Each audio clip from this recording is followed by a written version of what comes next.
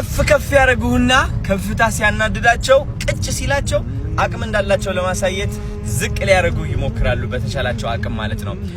ከፍታችሁ ማያናድደው ሰው እግዚአብሔር ብቻ ነው። ጉብዝናችሁ ማያናድደው ሰው እግዚአብሔር ብቻ ነው።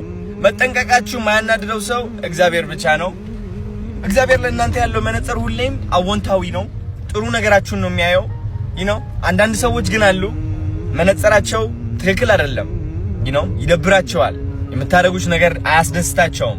ለምን እንደሆነ አያውቁም፣ ራሳቸውም አይጠይቁም። እናንተ ግን ስግጥፍ ምስ ማለት እንዳታቋርጡ because እግዚአብሔርን ነው የምላችሁ። ሁላችንም በየህይወታችን መቶ ሰዎች ተሰጥተውናል።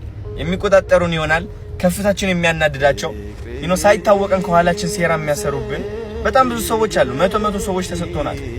እያደግን ስንመጣ ደግሞ እነዚህ ሰዎች ትንሽ ሊበዙ ይችላሉ፣ ግን ደግሞ ከእግዚአብሔር ያለን ቀረቤታን ትልቅ ይሆናል። ለምን? እግዚአብሔር ሁሌም የኛ አለኝታ ስለሆነ። እኔ እኮ መፍራት እችላለሁ፣ ግን ማመን ይሻለኛል። ብዙ ሰው እንድጠነቀቅ ይነግረኛል፣ ግን ጥንቃቄውን እግዚአብሔር አሳልፌ ይሰጣዋለሁ። እግዚአብሔርን እመራለሁ፣ በእግዚአብሔር አምናለሁ፣ እተማመናለሁ፣ እንቀሳቀሳለሁ። እግዚአብሔርን ነው የምላችሁ። ጠበቅ አድርጋችሁ ያዙ። እግዚአብሔራችሁ ጠበቅ አድርጋችሁ ነው የምላችሁ። ጠበቅ ከምንም ጊዜ በላይ ሙስሊም ከሆናችሁ አላህን ጠበቅ አድርገህ ትይዛለህ።